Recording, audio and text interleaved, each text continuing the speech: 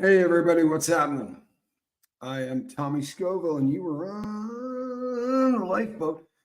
Hey, let's do a little roll call, shall we? Diane, 314, what's happening? Lynn, good to see you. Donna Ricci, good to see you. Diane Sofaro, Christmas. Brandon, what's happening, my man? Iced Autumn, good to see you. Deeming, Tree Hugger. I feel like I just sent you an email. I feel like I might have. Jen, good to see you. Matrix Rabbit, what's happening? Rolling Stone. Kristen Melinda, good morning to you. Pajama Pixie, Susan. Hold on a second. What was that? Susan Brzaus. Yes. Susan, good to see you. I'll get that down, I promise. Neely, Jen, and Carol. Bayou Babe.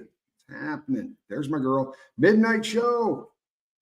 Carrie Wilson, glad you're here. Cup of coffee. I'm sorry, a cup of coffee. Brianna Miller, Flick Fox. Kate, good to see you. I hope take those broken wings and learn to fly. Oh, your life. Anik, good to see you. Anik's one of the hardest working wrenches in all of the Big Red Button. Bayou Babe, Gay. Ali's Lagrant. I don't know that I've ever said hello to Ali Lagrant. Good morning. I know I've said hello to Kirsten. Iverson Calf, good to see you. Hope you're doing well, Calf.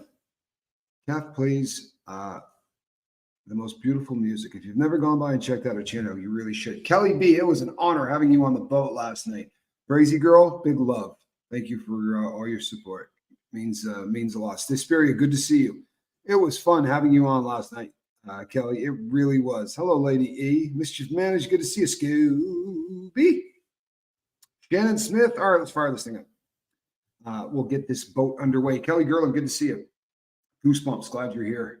Zelda, Courtney. All right, so a little update first before we get rolling. Let's talk about some important stuff. As I mentioned in the past, Q, after his ischemic incident, Shelly Kelly, hey, after his ischemic attack, I mean, it was a stroke, but it was an ischemic stroke. So it wasn't TIAs or not. They're like mini strokes. This was a full-blown stroke. His ability to speak is not there yet, but his brain is perfect. He's sharp as a tack. And they've given him this kind of a device that they hook up to the phone system so that he can text. He can hear me, right? So I talk, but he texts. And the thing comes up on a computer screen. Everybody in prison types really slow. I mean, the average guy probably didn't get a lot of education and taking those kind of courses or whatever, and didn't spend a lot of time with their hands-on home row or whatever, right? Q, on the other hand, is a circus freak with how fast he can type because he's been in prison since he was like 17 and a half, so he's done a lot on keyboards and taken every course, typing course, all those things. So the speed, I'm talking like I talk to you people, and it's just coming up on the screen. So we had a half an hour instead of 30 minutes, which was lovely, and since with time change, he fired off this morning. He hung up the phone and then called me directly back. So we got basically an hour, which was really great. And he said he's practicing when no one is around. And I get that. It's embarrassing. If your speech comes out and you don't feel like it makes you feel, we've all watched films and, you can think of Academy Award winning performances where people played characters who had deficits, and it's hard to hear it when it's coming out of your own mouth. And I think he's struggling with that. But he said he's practicing in his cells. And it's funny because he's just cute. Like he wrote, I got the ST sound down. That was one of the things so he's going through and doing what he's knocking this thing out. He's, which, no offense to Q's mom, but that's exactly what I said when she told me. I said, man, I don't think you have a clue how tough your boy is. I might not realize just what a tough guy you got, but I don't have any fear whatsoever at all about his recovery. I gave him a lot of crap. I picked on him. I can't even say. Literally 90% of the things that I said to him, I can't say here because it's like convicts not treating each other particularly nice kind of stuff. But And he said to me, he goes, man, no one's been mean to me in days. It's not exactly what he said, but I can't tell you exactly what he said because it'll sound bad. But we really had a good time. It was awesome to be able to talk to him for an hour uninterrupted, And it took a lot off my mind. And I think it took a lot off of his mom's too. She had the ability to do this as well.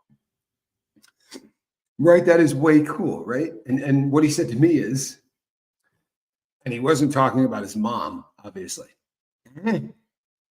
But what he said is, I could tell people that it's a 15-minute phone call. He's like, and as long as I look at the clock, I can hang up on people at 15 minutes because as fast as he types, he said, this is his opportunity to catch up with everybody. Because you get 300 minutes a month in the Bureau of Prisons. So now he's got like 600. And that's a lot. It really is. And I know that, so they've got him going. Let me see. What else did I learn? He goes 3 days a week. They have him going to a speech therapist, but they have he's been to one of them so far. And they have like a set of assignments things he's supposed to work on, obviously. And like he said, he's got the ST sound. I don't know if that was the only assignment they sent home was for him to work on that, but he's going to be speaking, and he's going to be speaking quickly. I brought him up to speed on some really cool crap that's going on. If you were not here last night, we had a YouTuber stop by our chat. And it's a guy that he doesn't like the word fan. I dig that he doesn't like the word fan, in all honesty, because he has built a community very much like the community that we have here. He really has. He's gone above and beyond to try to highlight the fact that people like us can get out and make it. Right. I've said before, I don't watch a lot of prison stuff because the vast majority of it is just highlighting or almost glorifying the prison life. And I didn't want to do that. I didn't want my channel to ever turn into that.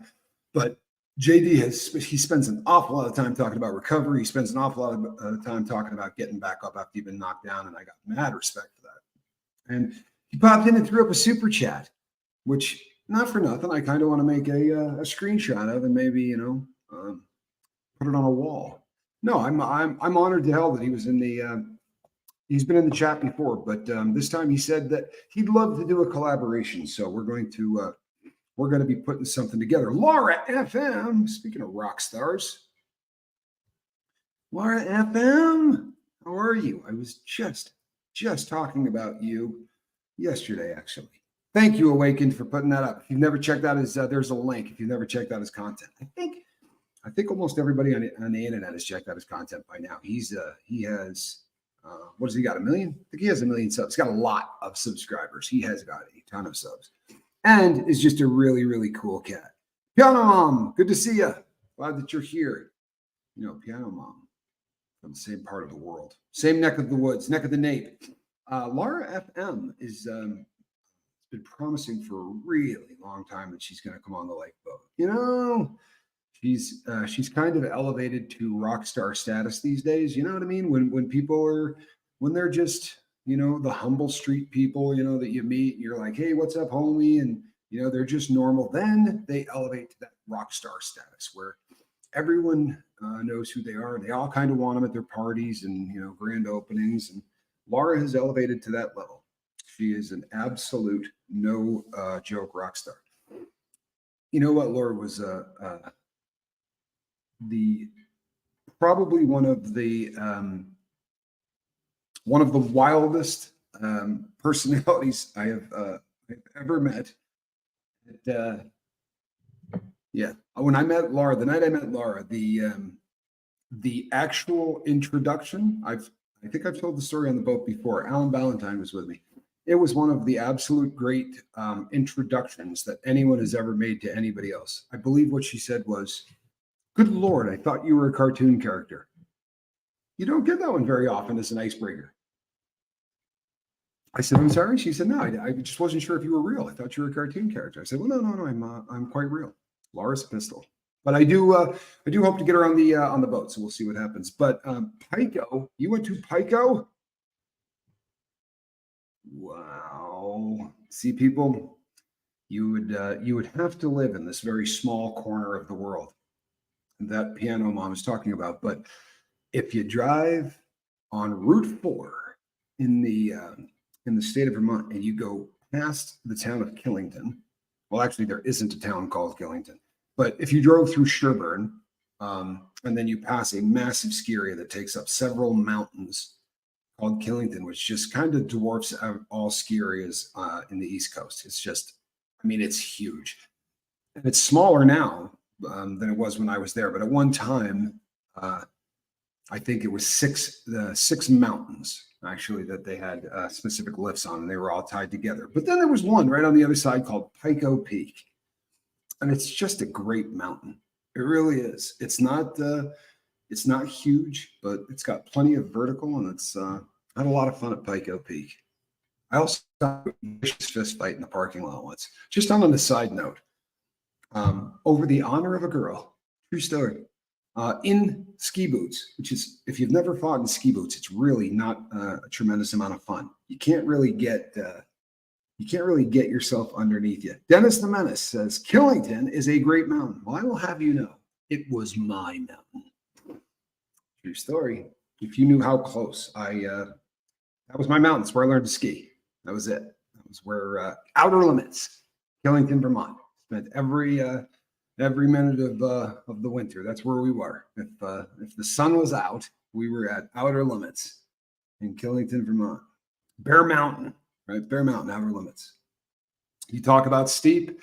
The head wall at Outer Limits is over 70 degrees. And Devil's Fiddle, which is to the left of it, if you're standing and looking straight up the hill, Devil's Fiddle to the left actually has a 74-degree pitch on the head wall, which means that if you get a little bit of speed and catch a good jump, you can pretty much land at the bottom.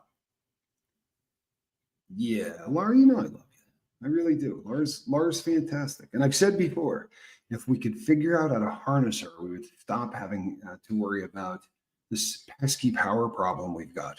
You know what I mean? Solar, nuke, all that. If you could just hook something up to Laura FM, I think we'd be good.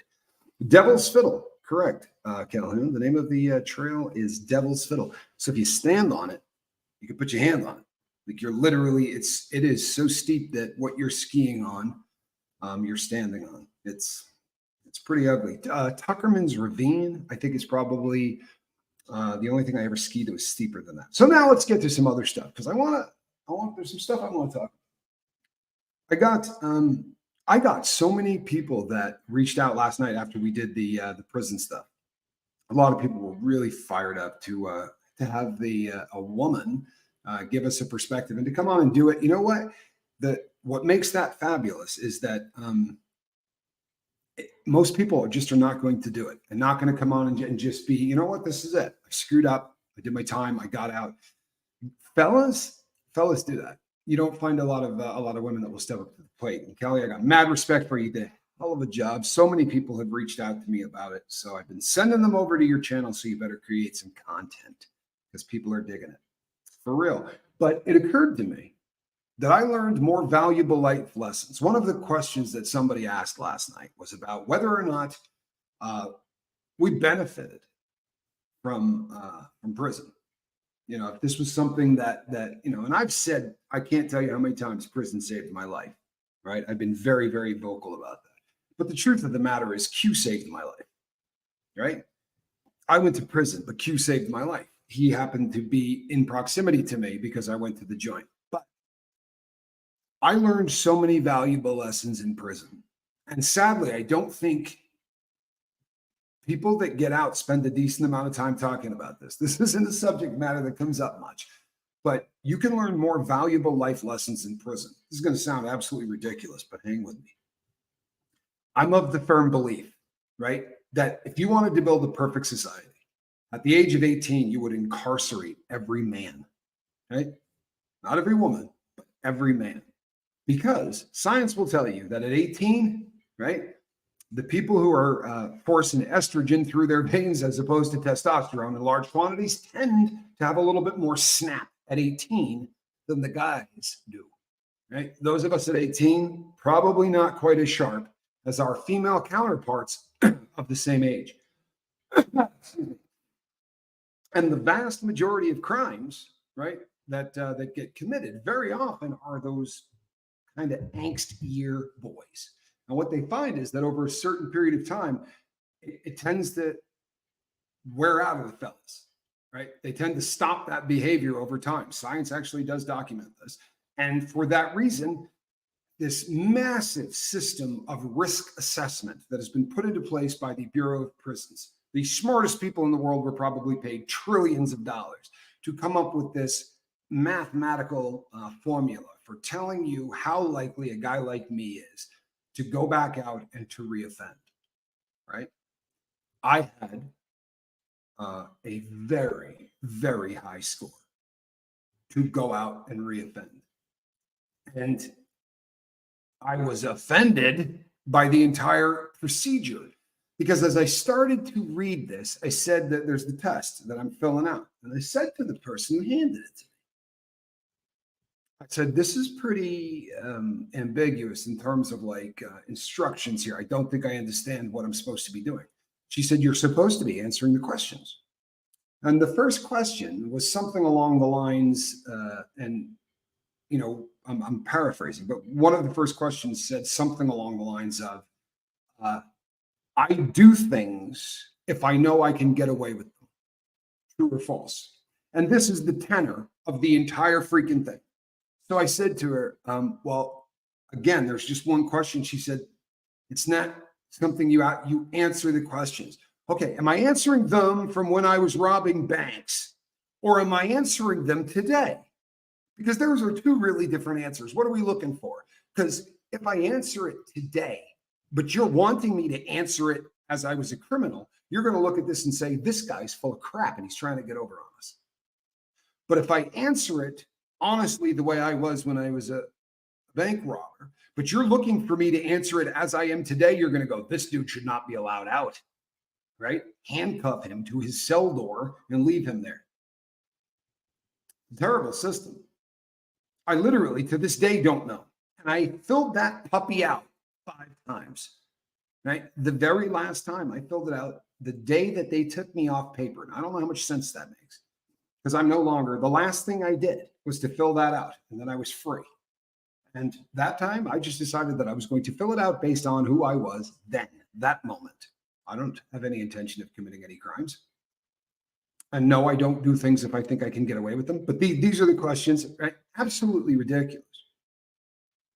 Ridiculous. But if we were to take kids at the age of 18 years old, boys, and lock them up, a couple of things would happen. They would learn really quickly that fist fight crap that they watch in movies, it's not really any fun. It's not. And it doesn't go down like it does in the movies. It doesn't take 45 seconds or 2 minutes where guys go, smack, right? It just does not go down like that. It is absolutely frenzied, right? Fur flying, anything goes, right? I've watched guys throw boiling oil on each other. Right? I've seen people set each other on fire. It's not what you think. And it's an excellent life lesson. You also learn things like there's not a picture on the scorecard for a fist fight. It says win or lose, right? You won or you lost. I watched a guy kick a dude in the side of the knee in prison. It was one of the first things I ever, like the first time I ever saw something just like a filthy, dirty fist fight. Like this dude kicked the guy in the side of the knee. And when the guy started to fall down, he kneed him in the face. And as dude was falling, he grabbed him and edged him back this way on the way down so that he could bang his face on the metal stool that had been welded to the floor. It's part of the drill. This fight was over in literally a half a second. And I said to my cellmate, I go, well, that was kind of filthy, wasn't it? And he's like, yeah, there's no picture on the scorecard, bro. This afternoon in the chow hall, they're going to be saying so-and-so got his you-know-what kicked by so-and-so. Beat the bark off of him. They're not going to mention, oh, we kicked him in the knee first. The idea is you like to be victorious, right? These are little small lessons. There's some other lessons, like mind your own freaking business, right? Or you're going to get in those fistfights that aren't any fun. Also, there's a really kind of a cool thing that goes on. And on at a distance, you might go, that's horrific. But I'm telling you right now, it works. Now, what happens is the fellas, if somebody in that unit is doing something that is affecting everyone else in that unit, you don't have to worry about the cops taking care of it, right? It will never happen. The inmates will take care of it. Because what you learn is this: if your actions adversely affect someone else's life, you're going to get hurt. If the things you're doing are going to affect other people's lives adversely, you will be hurt. So you learn to stay the hell in your lane, right? And to a degree that I don't think you can imagine. Imagine walking by a cell and hearing two guys kicking the crap out of each other, right? Thump, thump, thump, cursing, right? Gritting teeth, and not veer your eyes to see what's happening in that cell. And I promise you, the only people that go like this and turn and look just got there. And before the end of the day, they're going to be brought up to speed, right? First time, really nicely, honestly. You don't get beat down the first time. A guy will take you aside and go, hey, bro, that's going to get you killed. The only cell you ever want to look in is your own. Don't look in anybody else's. You look like you're shopping. Or you do what we call dry snitching. You just brought the attention of everybody in a freaking room, whether they're wearing a badge or not, to that cell. Because when you go like this, and everyone else does, the people who are looking at TV monitors and other rooms, right? Everybody knows something's going on in that. So it just doesn't happen, right? It doesn't happen. Another really fantastically interesting thing, right? If somebody says something in prison, hey man, so-and-so just hit, scored, right? There's stuff on the yard. Dude just landed an ounce or, whatever. And he makes a mention. There would be a person in the chow hall on either side of him. They're never going to say, what did you say? What, there's dope on the yard? They call that ear hustling. The person that you're talking to is the only person that is ever going to say, oh, what? Because you do not get into conversations that you're not invited into. People lose their sense of humor over that really, really quickly. The stay in your lane concept does not exist in the real world. It exists to such a degree in prison that it's fascinating. And people talk all the time, there's such a level of respect. Miss me with that. I'm sorry. It looks like that, but that's not what it is. It has nothing to do with respect. Now, don't get me wrong. I guarantee you, like J.D. DeLay had 4 or 5 cats in there that he was super close friends with, right? That he respected the crap out of and would go and fight for it, right? Your ace deuces. Everybody's got a car of people that, that mean the world to them. But there's a lot of people in there that are not running on anything other than fear. For real. They're not being hyper respectful because the convict respect thing. It's that they don't want it to break off. And you sure as hell don't want to be the linchpin, right? The straw that breaks the camel's back. You don't want to be the person that started the problem that got the entire prison locked down. People don't like that, right? What if you do it on a Friday? And there's a guy whose wife flew in from Maine to visit him on Saturday. The prison doesn't go, oh, you flew in here? Well, then you can come see him. It was 2,000 miles. We don't want you to blow all that money. We'll just let you visit in the morning. No, they just locked down the prison. And my ex-wife, the one that was the attorney, she would come to visit me in prison. And every single Friday night, like I would call her and she'd be at the hotel 4 miles away. And you would be so excited, but there would be a part of you that would just be scared crapless that some jackwagon at breakfast was going to decide to throw a punch at somebody. And then she's going to fly back home without seeing me. And it happened. And then you'd call and she'd be sobbing and, crying. And it's a hump existence. But you learn that if you do something and I don't get that visit, I'm going to find out why you threw that punch in the chow hall. I'm going to find out what was so freaking important that you needed to do that with the entire world watching and screw off my visit and the visit of everybody else. I'm going to find out. I promise. And then what happens is you learn that it may not be about respect. It's about, I don't want to get killed. So I'm going to stay in my lane and I'm not going to do anything that's going to adversely affect people around me. We did a show the other day where I talked about R. Kelly getting smacked down, right? R. Kelly was acting like R. Kelly. He thought that being a rock star, he might get a little extra, a little extra something. And he was being loud and yelling, and the cops knew what they were doing. Had nothing to do with R. Kelly, I promise you. They just went, lock it down. Lock it down. They're playing chess, the cops, right? Sorry, I'm not trying to be disrespectful to COs, but I promise you they do this for fun. I promise you. I've known them. I've talked to COs when no one else is listening. But they locked that unit down, and then they looked at each other and said, how many more of those do you think they're going to put up with before somebody takes old R. Kelly out? So he got lippy again, and they locked the unit down. And that dude you saw with all the ink all over his face, who was a member of a organization that I would not want mad at me. I've mentioned that before. Not an organization I would want mad at me. But that dude went up in his house, right? That is the ultimate in disrespect, by the way, in prison. You stormed into this dude's house to beat him down, right? You went into his cell. That is considered your home, right? Your house. And to just barge in there and fight someone is about the ultimate level of disrespect. He didn't give him a chance to get up, from what I understand. R was still laying down when the guy came in and started kicking him in the face, which probably wasn't a bad call because R. Kelly's a pretty big dude. But those cops made sure that was going to happen. Because if you keep doing something and making that, you got any idea? I'm not joking, right? Somebody sent me an email, and it had nothing to do with prison guards, by the way. It had something to do with the medical community. But you know something? Same thing. 99 out of 100 can be perfect. But you have any idea how much damage the one bad one can do? For real. All the prison guards can be the greatest people in the entire world. They really can. But it only takes one messed up one to just do so much damage. Bringing dope in, doing whatever. But you talk about the power to make whatever you want. I mean, honestly, give you a perfect example.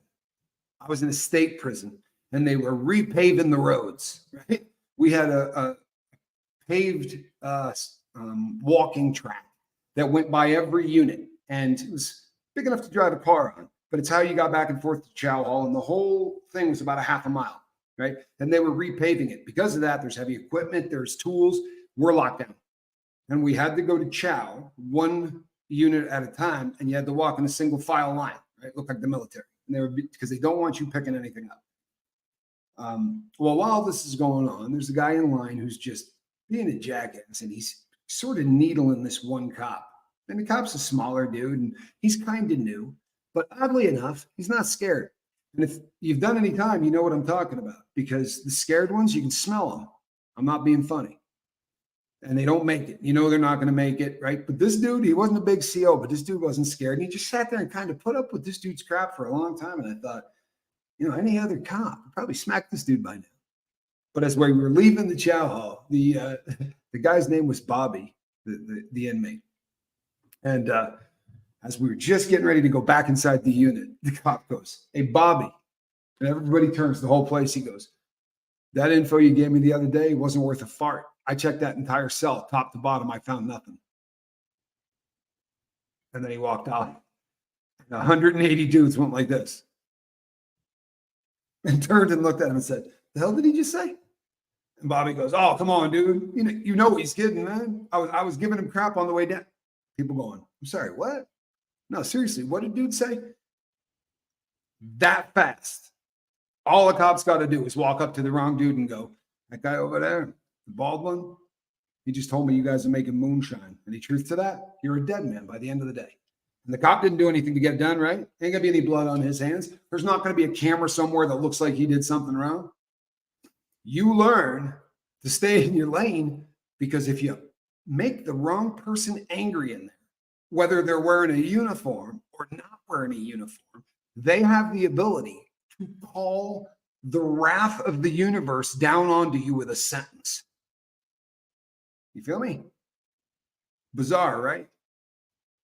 I think a lot of this gets missed in translation because we talk about instance, like an incident. Let me tell you about a guy that got stabbed, right? You know, I can tell you some interesting stories.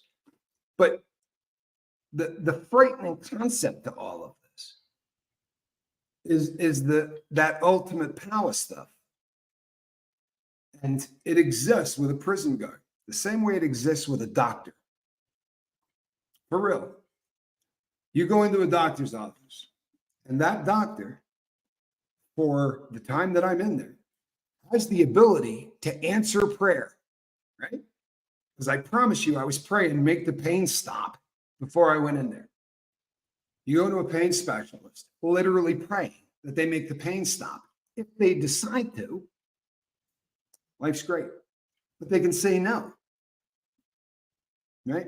For real. And I'll tell you something else. I went to a pain specialist. I've told this story a bunch of times. Hello, Relatable Reese. Glad that you are here.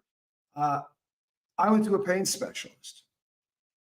And she said, here's a list of the alternative treatments that we're going to do.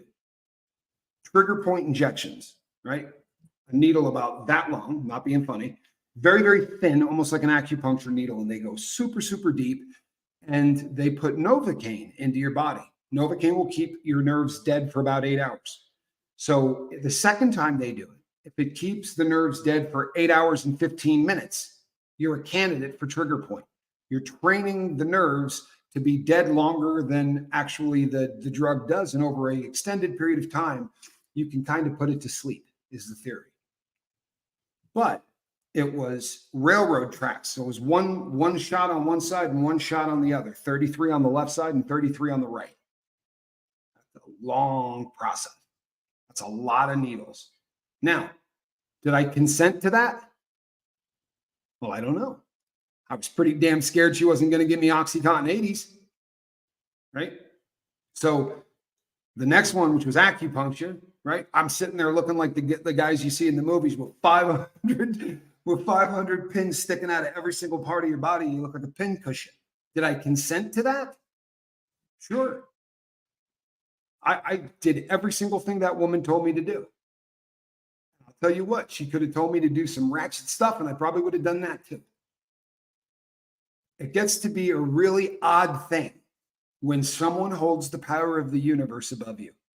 And a prison guard, right, absolutely does. No two ways about it. Or worse yet, a prison guard that doesn't wear a uniform. Like the free staff people, I don't think you can imagine. There's a case. There's a guy in the federal system, and they call him Homicide. Lovely nickname. He was at the Tucson USP, which means he's not a good dude. He's done something really jacked up on his paperwork. I know this case because when I was working in the law library, every day the new cases pop up, right? And then the BOP scrubs them. And what I mean by that is, let's say Calhoun's got a case, right? Well, when his case starts coming up, they don't want every inmate in the BOP reading about it. So if his case is messed up, they just purge it. But it has to show up on the Nexus, Lexus, or whatever for them to be able to recognize it needs to be purged. So every morning we would hover to see if anybody we knew popped up on there with bad paperwork before the BOP could get rid of it. And I just read this dude's case, and it was the most, bizarre and jacked up. But this guy had a girlfriend who was free step, and she was bringing him drugs. She was bringing him cell phones. She was bringing him all kinds of things to sell and make money. He was channeling a good deal of it back to her. The two of them were planning a blissful life together until someone walked by and saw the two of them in a position that looked compromising. And then she yelled the R word at the top of her lungs, right? You know the word I'm talking about. Now, this guy was at the Tucson USP, which means he's probably guilty of that at some point in his life, because those are the kind of people that end up on that yard. They're not solid Peckawoods, and these are bad people, right? But when it all came out in the wash, this dude definitely was in a consenting relationship. I bring this up because every time there is a consenting relationship in a prison, it's not a consenting relationship. And if the inmate is a guy, he still can't consent any more than a woman can. I'm sorry, he can't. That may not make sense to you, but he can't. You don't have the ability to say no to somebody who holds the power of your life in their hands, right? I'm visiting my wife who's coming in to see me. And the only reason that she can do that is my proximity to where she lives. The yard that I'm on works. She can do it every other weekend. They move me for any reason. I'm not seeing her again until I leave prison.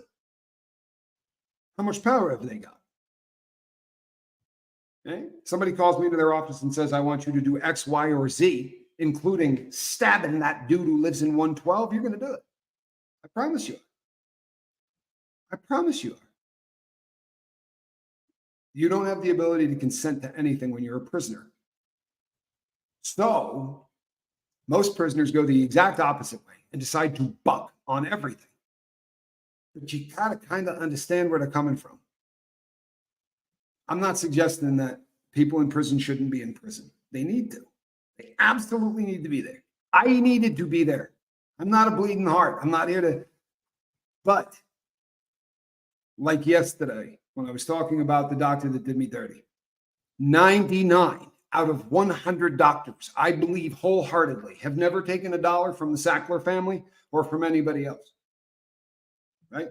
And the Sackler family wasn't handing anybody bags of money. It doesn't work like that. They stopped doing that when Arthur Sackler was still alive, because he used to do that. Okay? They literally used to just pay them. Can't do that anymore. So they had to get creative, and they did things like, we'll fly all of you to the Bahamas where you can play golf for 7 days, stay at this beautiful hotel and casino where maybe we'll leave $2,000 or $3,000 in chips that you guys can gamble with, but no money, nothing like that. But you fly down and you listen to somebody get on stage and tell you how OxyContin takes away every pain on planet Earth without any chance of getting addicted. They said they never quit renting that room, right? You speak in a room in a hotel, like a big convention center kind of a thing. There's tons of them. They never stopped. That means that just new sets of doctors were coming in every single day, right? Every week, whole new crew. Fly them in. They're not getting paid. Nobody took any money. It's not getting paid. Or if the woman who's selling you your pills, the pharmaceutical rep, right, who takes you to lunch, it's not getting paid. Ever been in a doctor's office where their little pad didn't have the name of a drug on it? Well, that wasn't an accident. Okay? They're going there and dropping them off. And do you know what they drop them off with as well? A bag of samples. I swear to God. I had a friend that was a doctor, and he would call me and go, hey, the rep was here. And I would drive by, and he would give me like single serve little Vicaprofen things. They were worthless. They were Vicaprofen 5s. So if he gave me 60 of them, I would eat 30 of them at once. They weren't, but they were a drug, and they literally hand them out to the doctors so that they can, do things with patients with them, let them try this. Or I promise you, they're still paying people. They're just not paying people. Now, they're not paying the good ones. So when the 99 out of 100 go, doctors aren't getting paid, I believe you believe that. And you certainly didn't. And you probably became a doctor, anyone listening to me, because you wanted to help people, right? But I was on an airplane sitting next to a guy that was writing 1,100 scripts a day for OxyContin.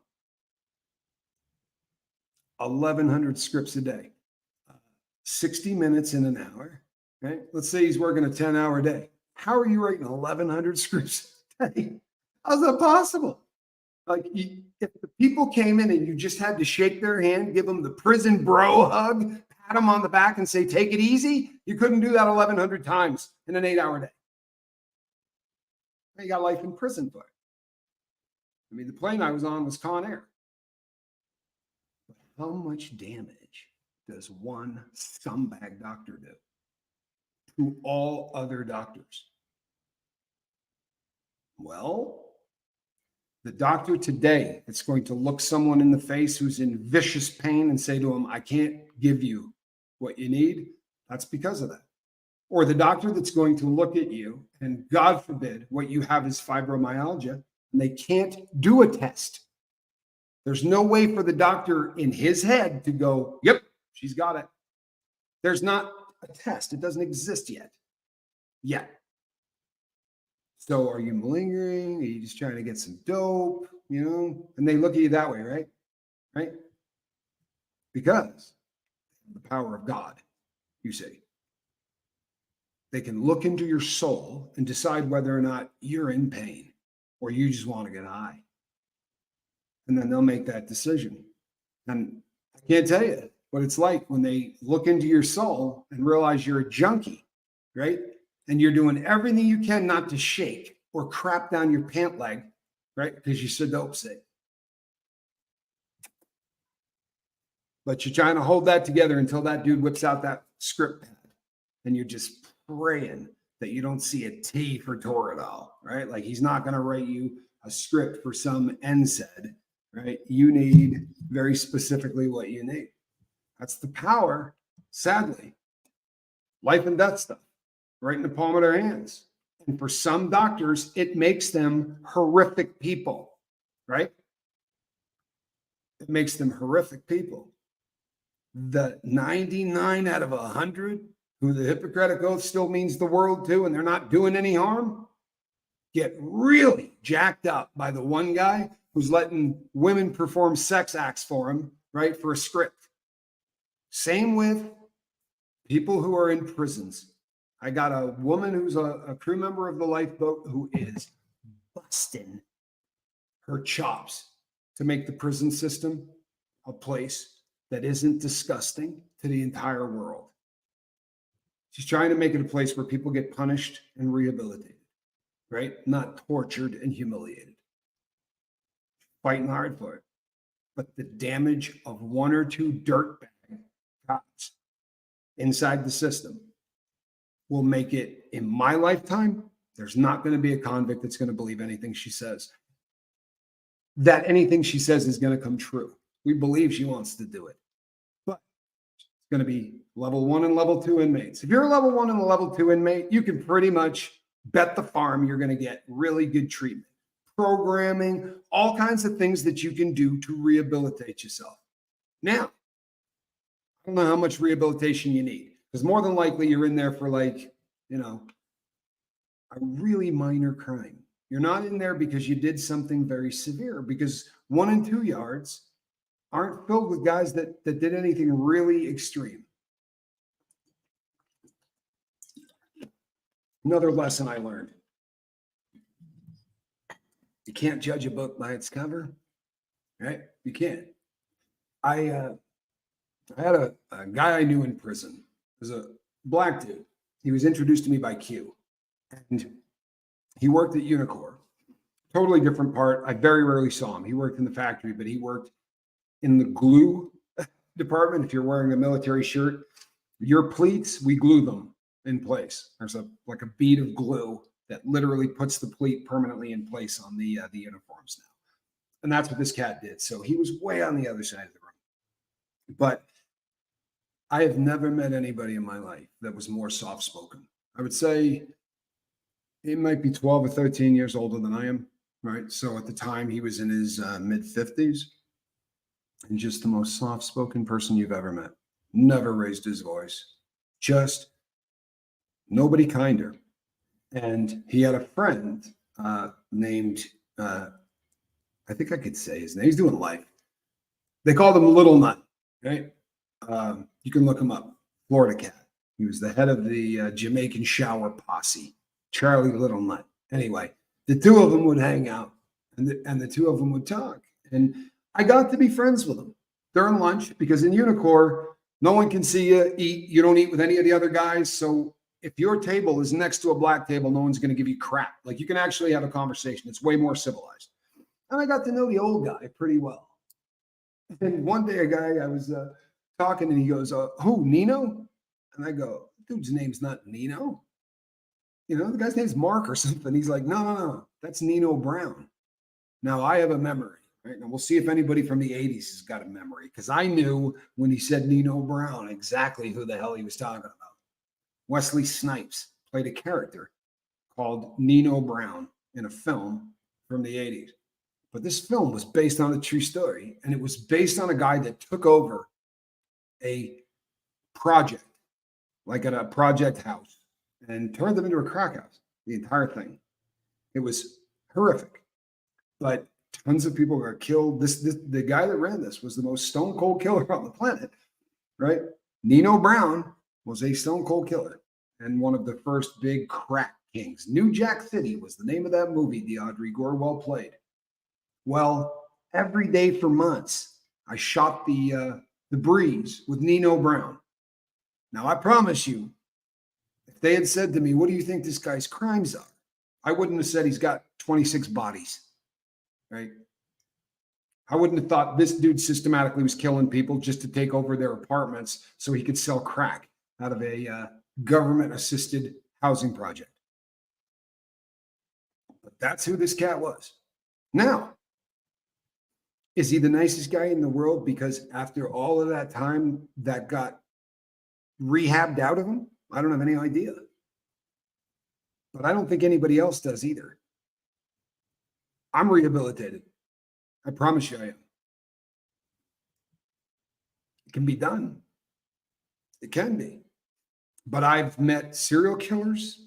I've met some very, very ugly crime individuals that if somebody did not tell you what they did, you would never have a clue, right? You would assume that in some way when they walk up, the evil would emanate or something. And with very few exceptions, you just don't see that very often.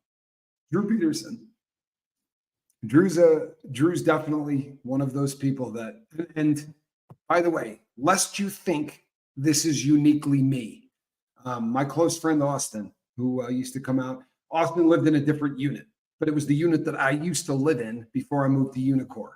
So Austin and I were good friends, and on the weekends, the only way I could hang out with him, because I lived in the Unicor block, was to go to the yard, and on weekends we would kick it, and Drew would come out, and the three of us would go and walk. And I remember him saying to me, that effing dude is evil. It was after the first time we walked. He said, third dude I've met in my life that was evil. He said, but that he's the real deal. And it starts to make you wonder, right, about the other ones. Not about Drewski, right?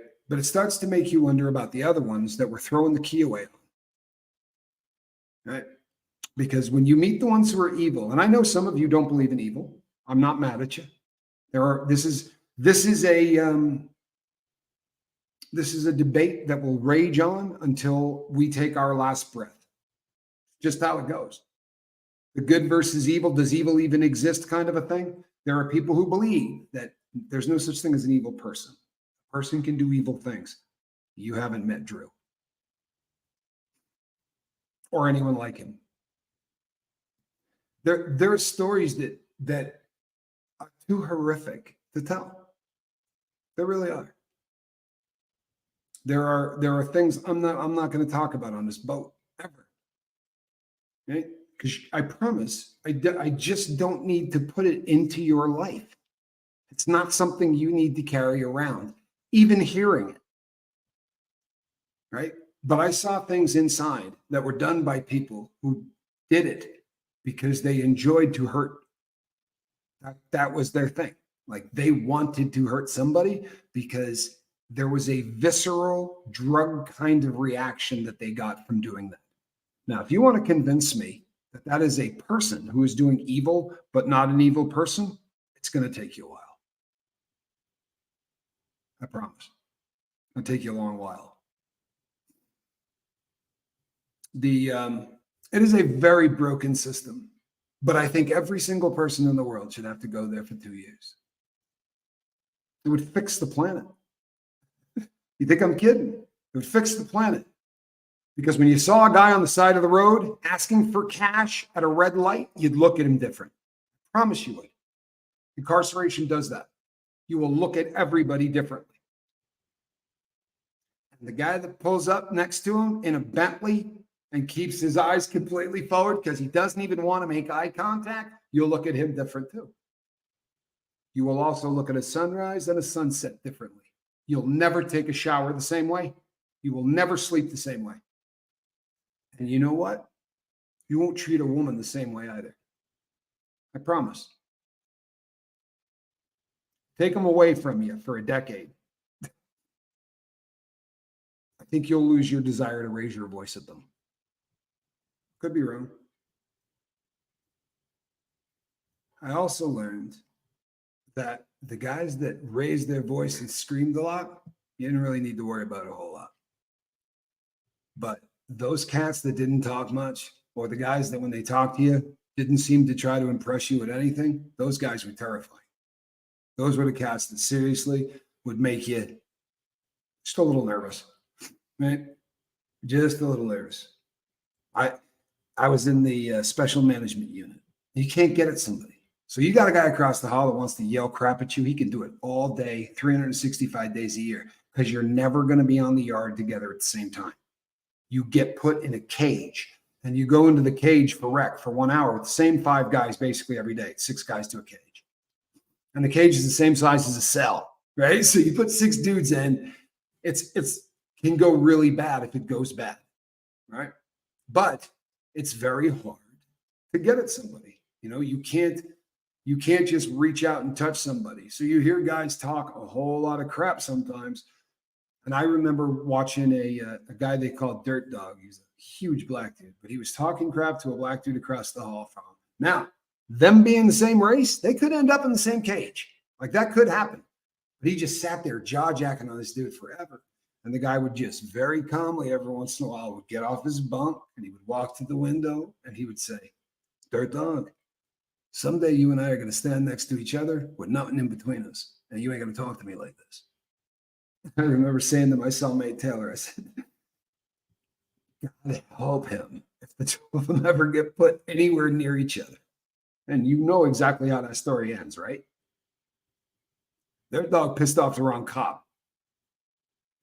And when you do, they're going to go down there and make sure that you get in a cage. Now, it's going to mean paperwork. And they may even get investigated. Why the hell did you move? This guy wasn't in that cage yesterday. Why did you? There's going to be answered. But there's a nudge, nudge, wink, wink. I promise you, right? You saw A Few Good Men, or what was it called, right? That code, the cops in there, they'll be the first to admit that there is not a great difference between them and between us. I'm sorry, there isn't. They speak the same language. If you guys didn't see the show I did on Surviving the Survivor, where I was on with 2 COs, right?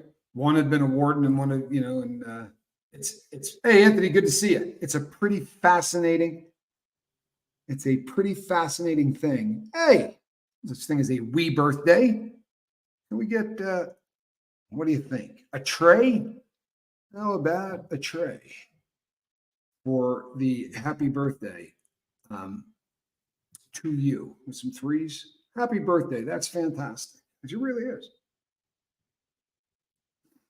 Freedom is wasted on the free.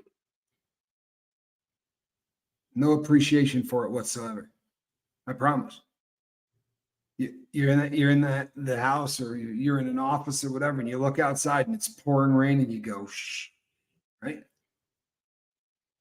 I remember for a decade thinking I would like to go out there and stand in the rain. I'd like to just get a deluge. Occasionally it would happen. You'd be outside and it would start to rain. They keep you out there, but then they move everybody in on the next move, right?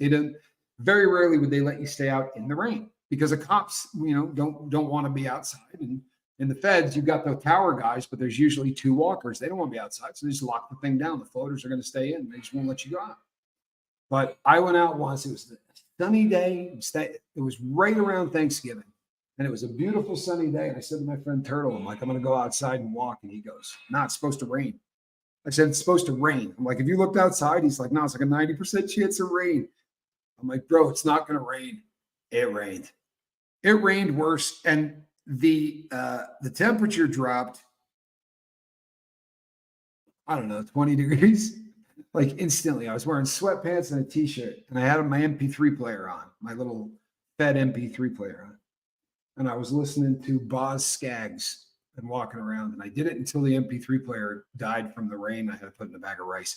But I have never been wetter in my life. And the cop, to be a dick. I was literally there was me on the yard and one other guy who obviously went out to meet the dope man. Because he just kept looking at the door, the poor guy. He was waiting for the dope man to come out and get him. Well, didn't work out. But they left us, I guess, to teach us a lesson. Instead of bringing us in at the 1 hour mark, they didn't. And then they didn't bring us in at the 2 hour mark. So I spent 3 hours in that rainstorm walking around in circles. And for the last 2 hours, I was singing because my MP3 player was dead. But I count it as one of my best days in prison. I'm not kidding. That was just beautiful. I was out there alone. And I know that if anyone on earth looked out and saw this idiot, right, bald dude, walking around in circles, oh, no, I may have had a ponytail then, walking around in circles and singing in the rain, everybody would have thought I was crazy. But nobody in that prison would have. I promise you. Can you consent to anything as an inmate? If they said, we want you to give us your left arm, but we'll let you free. You got any idea how many people would raise their hand and fight to be the first dude to get an arm removed? If you're incarcerated, you're not making any decisions. I promise you not. Doesn't matter whether you're a man or a woman. You're not consenting to anything. If people hold the power over you to do whatever they want, how are you consenting? Right? It's a pretty messed up thing, but it's a broken system. Hold on.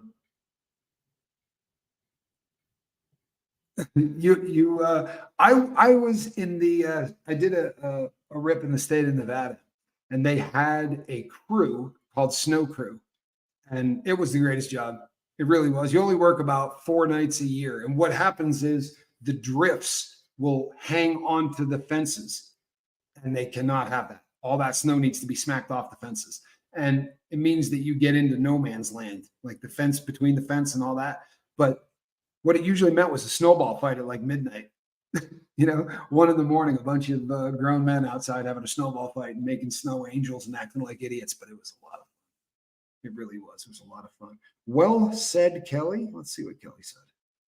Kelly's pretty sharp. Let's go back here and check this out.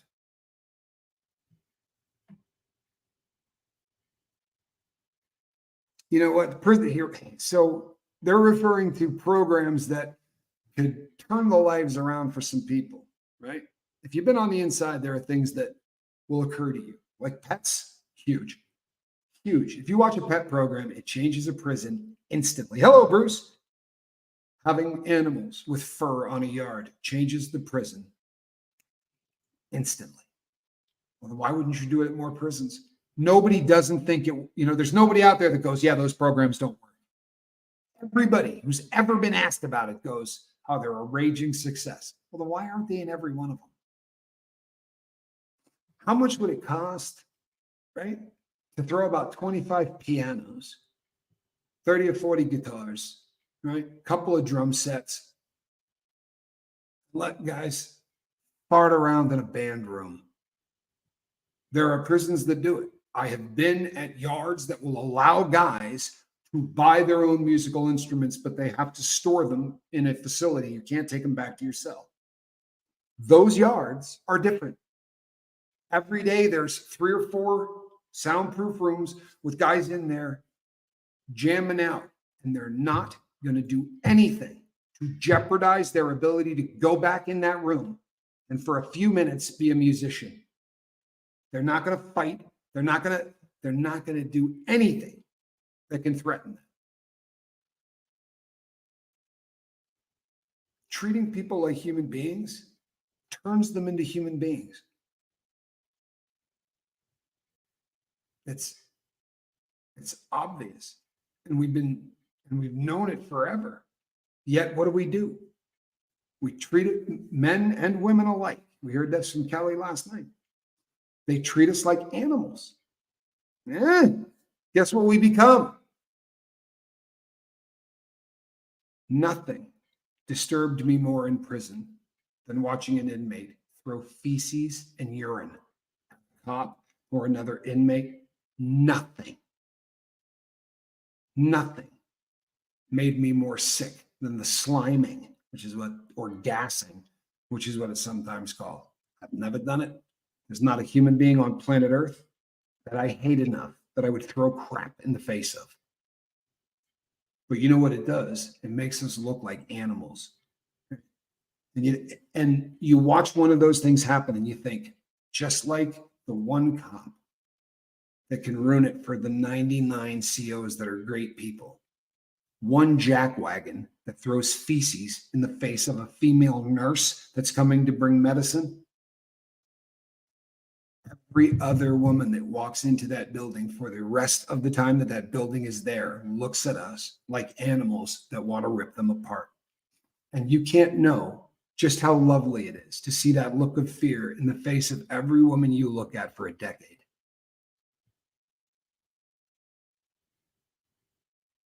Sorry. But I thought I would do a prison show just for me. Because I'll be really honest with you, I don't think that most of them, it's interesting to hear about how people live inside. It is. I mean, there's a lot that we have to do that you kind of just take for granted in the real world, right?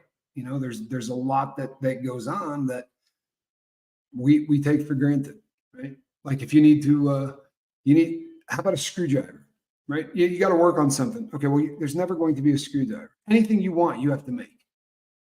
Anything you want. So batteries, if you take them apart, have a nail on the inside of them. I don't know if you knew that, but there's a little metal nail on the inside of every single battery. So you take a battery apart and you've got a nail. Now you can take that little nail and you can use that as the start of making a screwdriver or doing. There are guys in prison who repair radios for a living, soldering stuff. There are guys in prison who build speaker boxes, right? Or amplifiers for a living. You're telling me these guys couldn't make it on the street? They're in there fixing freaking radios, making fire with a battery and tissue paper, right? There's your lighter. And they're soldering using paper clips that they get white hot. You telling me these guys couldn't make a living in the real world? The problem is we're not trying to help anybody make a living in the real world, right? All we're trying to do is keep this machine running. Keep putting guys in there. God for freaking bid. I mean, think of all the jobs we'd lose if we didn't have them. But we just keep locking people up. And the amazing thing is the vast majority of the people that we lock up, we're locking up for the stuff that you did to bring you here, right? What you were doing that landed you on the lifeboat is 80% of the people in prison are there because they were getting high. Now, admittedly, the getting high got out of control, right? I robbed banks to continue getting high. That's why I went to prison. But get rid of that dope. I promise you I'm not in prison. It's not. So maybe the first thing through the door should be, if we can make it so that this person doesn't do dope again, they're not going to come back. Ask any guy or girl who has stayed out, right? Anybody. And they'll tell you that the difference was this time they didn't get high. This time they stayed sober. Every one of them. So maybe the first thing that we should do is try to figure out a way to make sure that people don't get high.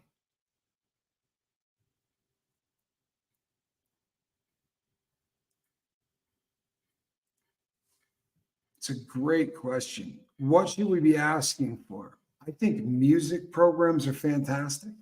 I think anything that humanizes the animal. You understand? We walk through the door and we get treated like an animal. Plain and simple.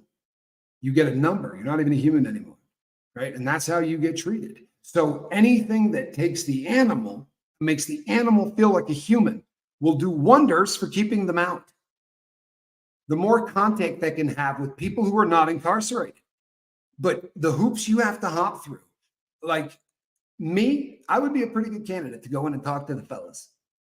You think they would let me? Ain't no way in hell.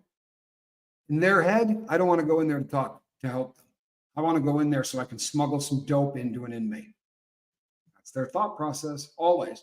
Free staff, right? Or God forbid, someone that's ever been busted before, if they're coming in, they could not want to be coming in here to help.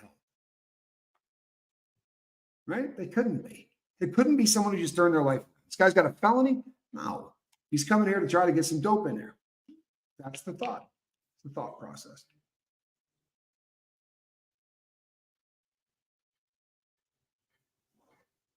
Sorry, people, just checking a comment. Well, you know what? I think I probably run a bit long. Prison reform, I'll tell you right now, you're going to hear at some point the greatest 2-hour presentation you've ever heard on earth about prison reform, or maybe anything else. But a couple of things holding that up, right? One would be my friend's going to need to learn to speak again, and then we're going to have to get him out of prison. But you want to hear a guy talk about prison reform that's got his crap together and has spent a ton of time thinking about this, right? That's his baby. Hugh wants to fix the prison system. I promise you he could. I promise you. And the crazy thing is, it's going to get fixed by a convict. There's no way it's going to be fixed by a doctor. It's not. It's going to get fixed by a convict who spent 20 or 30 years watching that crap go on around them. Because the obvious nature of, oh my God, would this just be easy to fix? I'm telling you right now, I could fix it. And I could explain it to you in 3 minutes. Everything should be based on a reward or a punishment system, because that's what the world is. You work hard, good things happen. You don't work hard, bad things happen. That's the world, right? Break the law, bad things happen. Follow the law, good things happen. That's the world, right? Then you get to prison, being punished because you didn't follow the rules. And what you find out is, if I get a job, you're going to pay me $7 a month. If I stick at that job for 6 months, I'll make $19 a month. But that dude right there will pay me $100 a day to sit at his poker table and deal cards. What do you think I'm going to do? I'm going to break the freaking law. And I've been in here 7 days. And what have I learned? If I break the law, I'm going to make more money.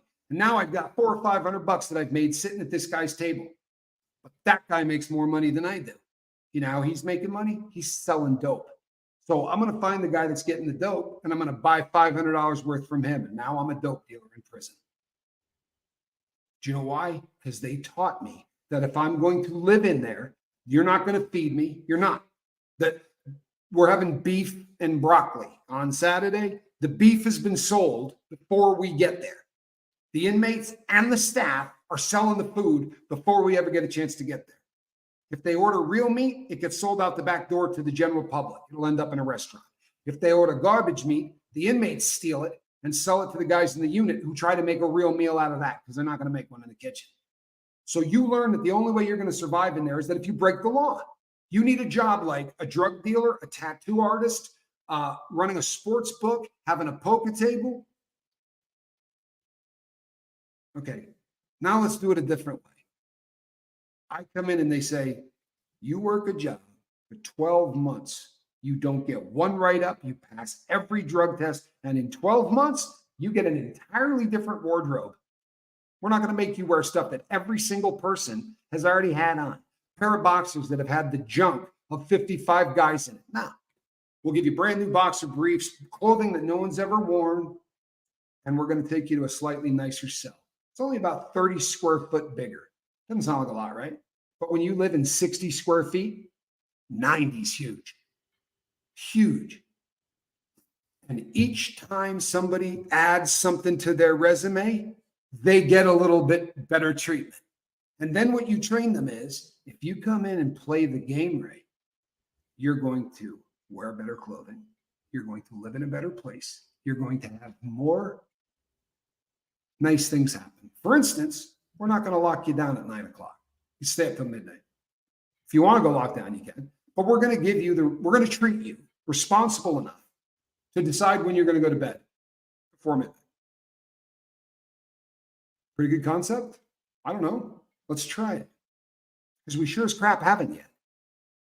right? These are concepts that no one has tried yet, I promise. By the top tier, by the time you have been there 5 or 6 years and have done nothing wrong, you got a key to your own door. Yeah, you can lock your cell so other inmates can't go in there. Little privacy, you've earned it. And you know what? Maybe some friggin' contact with the outside world.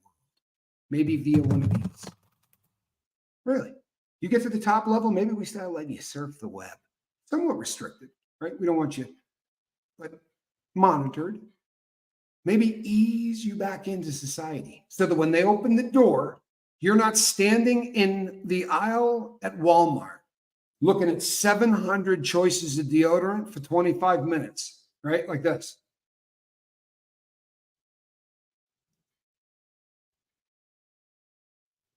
Every inmate I've ever met that's done more than a nickel will tell you that story. Walking into Walmart to buy something and seeing 200 choices and just being overwhelmed, or just walking outside that first day and seeing color. I almost vomited. Pink, purple. Like I hadn't seen anybody wear anything but khaki in a decade. Nothing.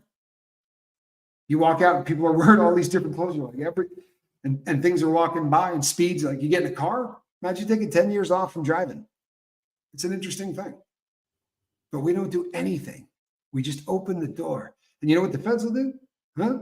$23. Put it on a card for you.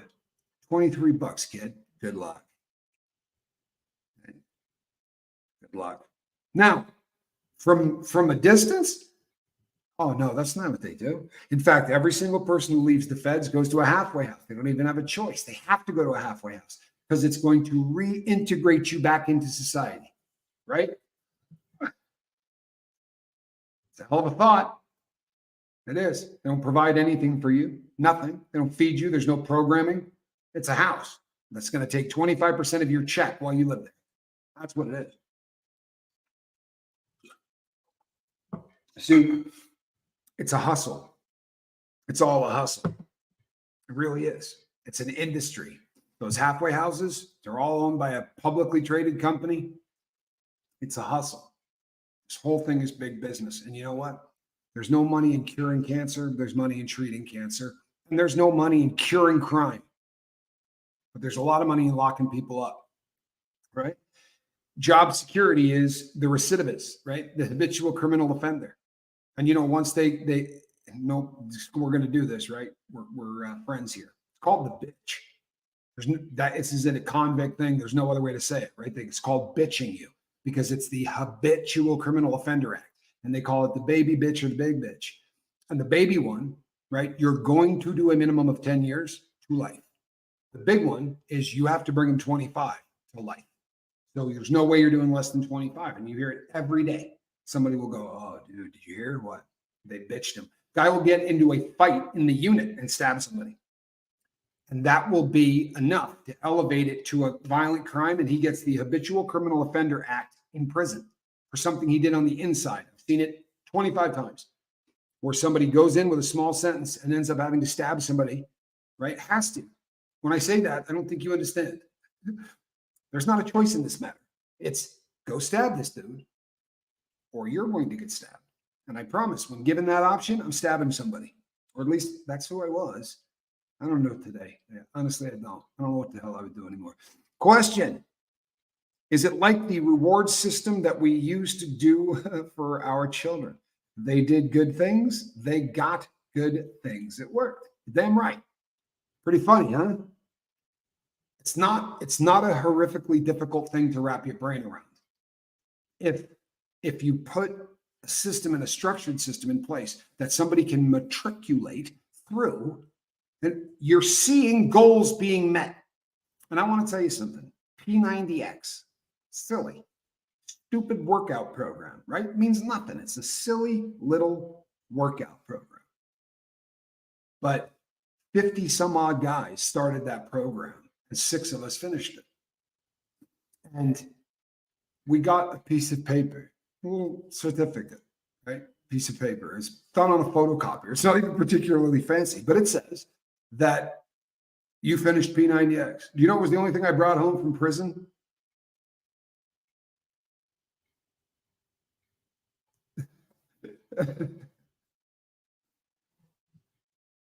Silly, right?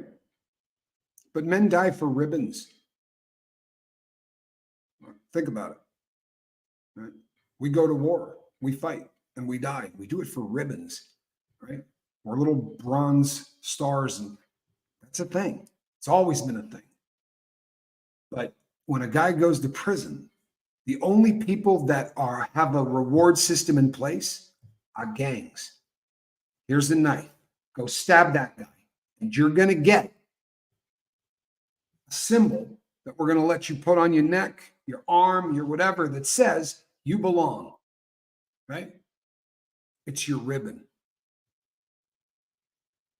And that ribbon says that you belong to an organization, and that organization is going to protect you, right? That means something to the fellas. Question: do you think that some, if not all, prisoners should be put into the armed forces? It's a really cool concept, and the fellas talk about it all the time. You hear people in prison, every time something happens in America, everybody starts yelling, "Give me a gun!" Here's the problem. These guys didn't follow the rules real well. I didn't either, right? Now what you want to do is hand us a gun. I don't think the vast majority of people could do it. I think that they would. The problem is this: they would all make great soldiers. I promise, because these are alpha men to a degree that's not healthy, right? I'm not a big fan of the term toxic masculinity. I think masculinity is something that is supposed to occur.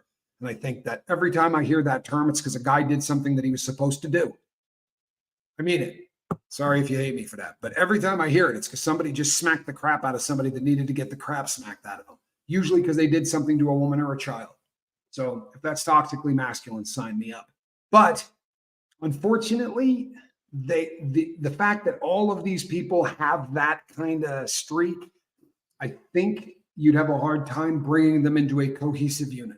Now, if you were to say, we're going to let you build an army of nothing but convicts, and we're going to let convicts run that army, you get what's called prison gangs, and it's not so good.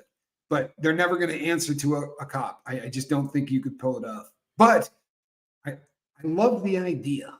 I really do. I love the idea. And I know that in years past, judges used to give people the option all the time. Son, you can go to jail right now, or you can go into the military.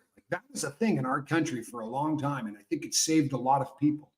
But I think it's an option you got to give somebody when they're screwing up the first time. And by the time you end up in prison, I mean, unless you shot someone for your first crime, you're not going to prison the first time you screw up. Let's say you're a thief. You're going to get arrested and in and out of the system and some probation and some courses or whatever, probably 10 times before you're going to end up in prison. Honestly, it's almost hard to go to prison. You may not believe that, but it is.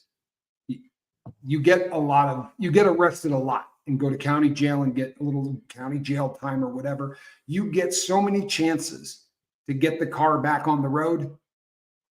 You really do. I mean, more often than not, you don't, but you get a lot of chances to, for real.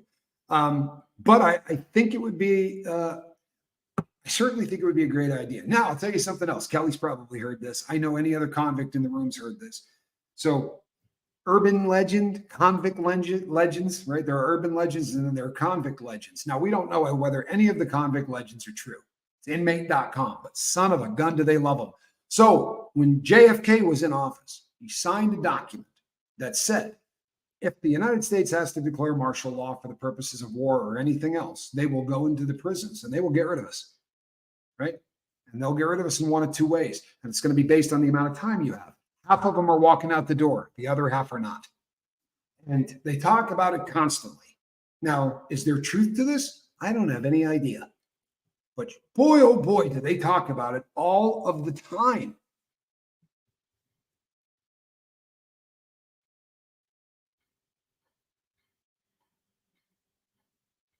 Cat Kaplan, I would love that. I would absolutely love that. Yeah, love that. I think that would be great.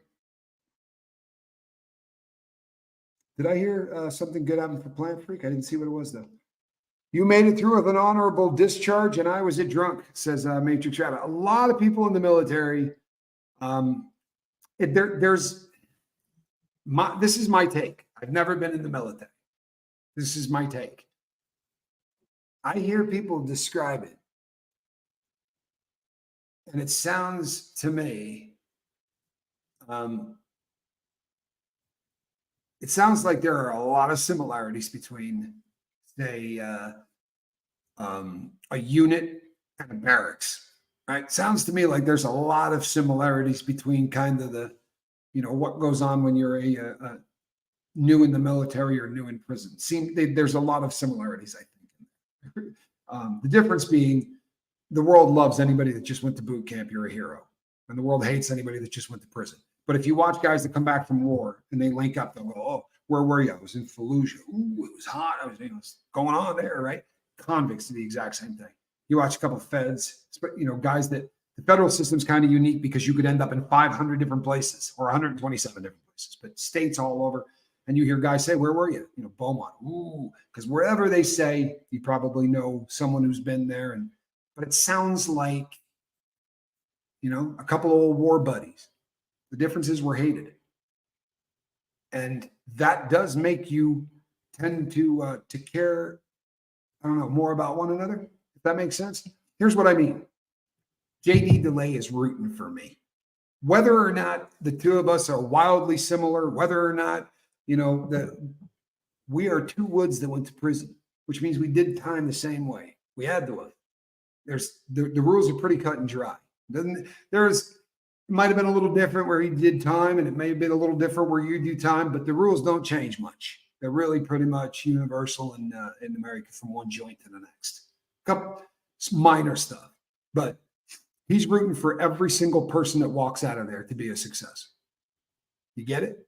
For real. You're never going to see anybody rooting for a convict to get out of prison and make it more than another convict. I promise. And when I say the dude's a star, that's what I'm talking about. I'm not talking about the fact that he brings attention to people like us, and he doesn't bring negative attention to people like us. That makes him a star. That's my opinion. Your uncle is in trouble. He was an alcoholic before he entered the Vietnam War. Oh, wow. He was a worse alcoholic when he came out. And the options were prison or serving in the military. Yeah, you know what? Sadly, I did time with a lot of guys who had just come back. There's a lot of soldiers that are in prison, and that's awful, right? Now, if they were still active, we wouldn't see them. If they were still in the military, they go to Leavenworth federal pen, right? That's for if you screw up in the military, you go to Leavenworth. But Leavenworth also has regular guys on that yard. But all of the military guys will be at Leavenworth. Very rarely will one pop out.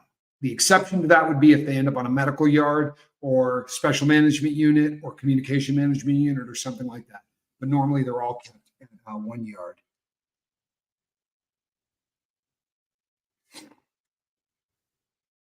You know what, Heather? He was here yesterday in the chat as well, which was really cool. He came in here and actually threw up a little super chat for us, which was it was an honor. And he also said he'd like to do a collab with the boat. So I promise you, people, we're going to put that together. I couldn't be more honored, So, but again, you're never going to see anybody root for a convict more than a convict.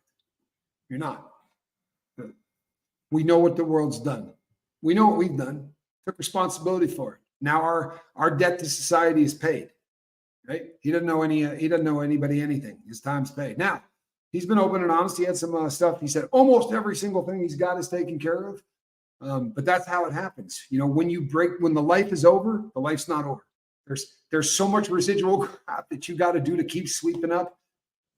Thankfully, I do not have any open cases. There's no paper. I am literally, for the first time since I was about 13, right? I have zero attachments to me in any way, shape, or form. No, there's no agency that I got to answer to at any level. And that, folks, is just a little bit of lovely.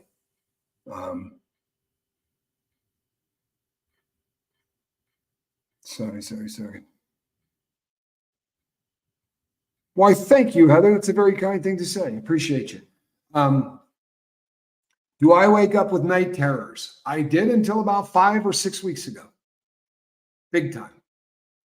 And it's all based on one incident. If you go back and watch a video, the title of the video is I watched somebody get killed and do a thing. I think is what the video is called. So that incident causes me to have some pretty horrific nightmare problems. But I started to take cannabis, some very specific cannabis product that is designed for sleep. It is I've put the name up a couple of times before. Mary Jones, I will absolutely have you on that panel. And we are going to put together a fibromyalgia show because there's a lot of people. It's a show we need to do. I'll tell you something else. Do you remember when I said I was going to do some yoga? I want everybody to get up and start working out. I want people to start. You don't have to do a bunch of it, right? Do not have to do a bunch of it, but you've got to start. A little movement in life is important. It is a part of balancing our life. So I would like you to start doing a little bit of yoga. It's good for up here, right? And it's good for the body. Quieting the mind is a beautiful thing. And I'm gonna film me doing some basic yoga stuff, talking to you. This is prison yoga. You don't have to be fancy. And you know what? I don't do things with edits. So if I can hold a pose, fantastic. If I can't and I fall, you're gonna laugh, right? We're gonna have a good time. But you're going to get up and start doing some stuff, and we will progress through it. And I promise you, we call this programming.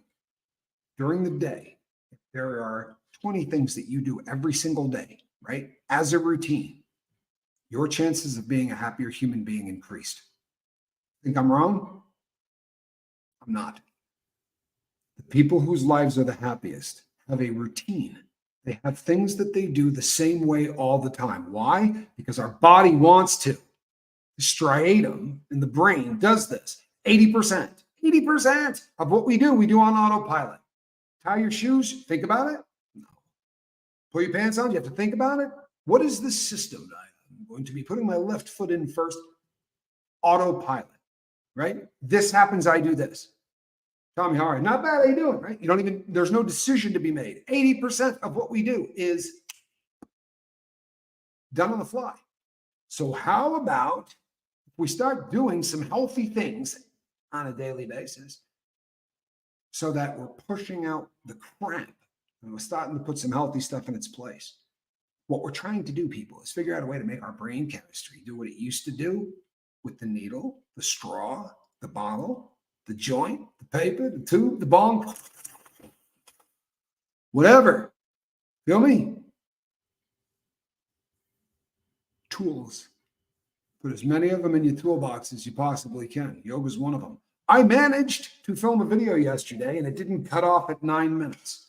I'm going to upload it today. All right. So start going and checking it out. Oh yeah. Listen to this. You and I could be friends. I promise you. Oh, yes to yoga and jumping in puddles today. Calling in sick to work and do some good things. If you can't jump in a puddle still, well, something is wrong. Spanx Calhoun took puddle jumping and made it an art form. And I was probably one of the only dads that straight up, I would sit there and watch him and marvel. I thought it was great. Maybe that doesn't make me a great dad. Boy, it was a lot of fun to watch. I really used to think it was one of the coolest things ever. There's just something so cool about the bliss and seeing a kid not give a rat's you know what about anything and just look at that mud puddle as if it's Disney World. That kind of happiness just doesn't happen anymore. So let's do this. Start at the top here. Millie the Dandelion says, thank you for helping me make it to another birthday. Wow, Earthside. That is a true story. You are also appreciated. 42, the answer to the universe. I'm terrible at communicating, but I love you all. Thank you for always being there. I don't think you're terrible at communicating. What do you think of that? I don't. I think you just did a fine job with that one and made me laugh at the same time. That's always a good thing. And you're right. Meaning of life. If you do not know the answer to the meaning of life, 42. And if you don't know why that's the meaning of life, well, then I got a book you need to read. Zenwen says, I wish I could say hello to everyone individually, but I'm just too slow and too tired this morning. So one big love to everyone on this boat. You know what? Z-Dub has consistently supported and loved the boat and everyone on. Very few people came to the boat and have been a bigger supporter and a constant supporter of the lifeboat than Zenwen. And she's just a great person. Christy says, for my mods, I love you all. Feeling better. Christy, glad that you are here. And you know what? I love our mods too. I really do. I think we got some of the best in the business, right? Some of the best in the business. I always say, I don't look like my life experiences. So I think all of you so much. Conversations with Christy. You know what? It's probably a really good thing. And it's probably not such a bad I love Christy. I really do. If you've never seen Christy, you're gonna see me on her show here at some point. But Christy is just she's one of the kindest people you've ever met. We used to call her the queen of the normies because she was one of the first. I did an interview with her. She was the first, in air quotes, normie that I ever interviewed on the lifeboat. But what we found out during the course of the interview was that there's no such thing as normies. All right, it's like a unicorn. They don't exist. You might not have a drug problem, but there's something. Promise, there always is. Kirsten says, I love story time, right? Even when they're scary. Sometimes they are.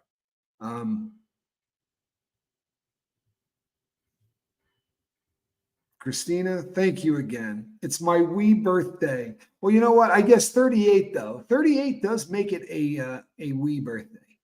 And I love that. I am a what do they call it? Anglophile, right? I have a real thing for accents, and the we thing. Oh, I love that.